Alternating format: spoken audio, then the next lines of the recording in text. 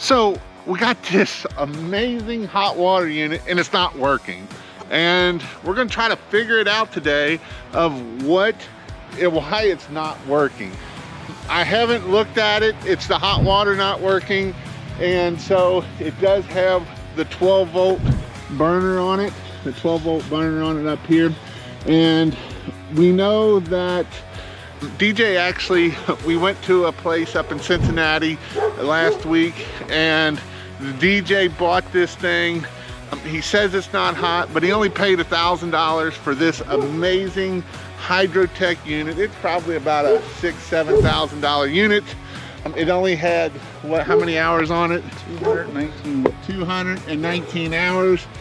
And so if he stole it, I'm gonna give you the person that stole it. It wasn't me. If it is hot, I don't think it is. We talked to the guy. He actually knew who I was, watched all my videos, and he just was moving and he had to get out of it. So I'll show you some things that we're gonna work on as we try it.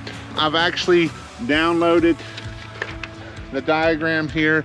I may try to put this as a PDF or something so that way you'll be able to see the PDF, but this is for a HydroTek 350005. Actually, you know what, I might have to go get the other one, but I just went to HydroTek. They had the thing, and we'll see how we can figure out what's going on wrong here.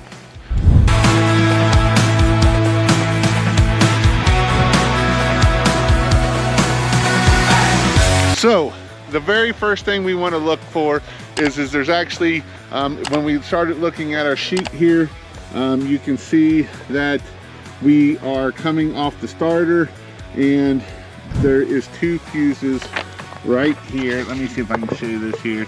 There is 2 fuses right here. There's a 20 amp and a 10 amp. One is coming off the key switch and one is coming off of the starter itself. So we have our starter right here. We have our 2 fuses. So these are the 2 fuses that we're gonna check first. So go ahead and open them up there and see which one. I would believe it should be the white one is probably the one that might be bad. Does that look, it's all corroded and corrosion could be problem. So if it's corrosion, the filament don't look burnt in it, does it? No, I don't think so. But there is quite a bit of corrosion on it. All right, let's see what the other one looks like here. Let's pull the other one apart. They got corrosion down in there too, probably. Yeah, those are 2 things that can cause problems. So hopefully we can just find this. This is what it is. Look at that.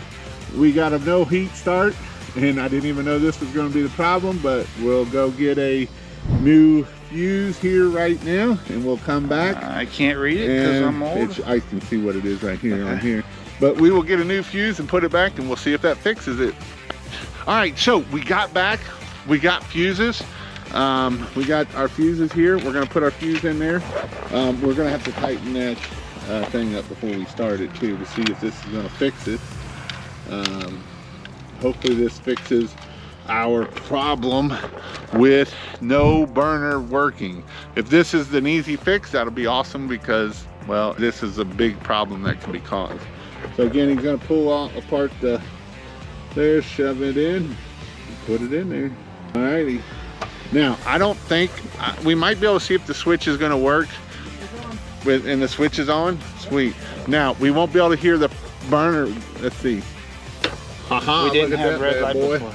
There we go, we have power. So it won't turn the burner on with it out running, because otherwise we blow things up. There's safety switches on here, and so that's what I was worried about. Is it, was it going to be the switch, was it going to be the thermostat, or was it going to be one of those there? But being that I didn't think we had power to the switch, that's why I always check your fuse first. So always kiss it. I never forget one time I was doing a fuel, I thought the fuel pump was out on this I had an 83 Mazda or 87 Mazda car, and I thought, oh, that fuel filter is, or that fuel pump is bad. I know that fuel pump is bad. It's an old car, you know. I went, bought the, put the fuel pump on. It was a pain in the butt to get it on, and we got the fuel pump on. Once the fuel pump got on, we're sitting there, we're fiddling with it, trying to get it going, trying to start it.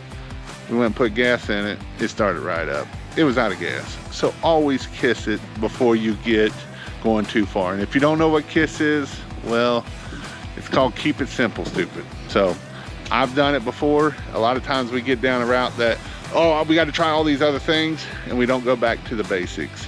And so this one here was very simple. Put a $5 fuse in it. Well, it's $5 for $4 for 4 fuses. So $1 fuse in it, and it looks like it's going to be ready to rock and roll. And I'll start it up here, and we'll show you how this thing runs. And then, like I say, this was a $1,000 unit that he bought off of. Actually, this was a story in itself that I'll tell you. Yeah, we just started his Google Guarantee. DJ doing Google Guarantee in this area, and he was only doing it for Northern Kentucky. The day before, I bumped it to the whole greater Cincinnati area, and this guy called DJ saying, hey, do you want to buy a hot water machine? I'll sell it to you for $1,000, $1,000. He had said he had paid $3,500 for it used from somebody else. But if you look at these machines, they're about $6,000, $7,000. They're very pricey. So DJ got a heck of a deal. So you never know that, what was it, $10 Google Guarantee that called him, ended him up with a nice score. So that's awesome. So we'll have a video here seeing if this is going to work or not. All right, here we go. Let's see if this is going to work. It might not start right up, but we'll see here.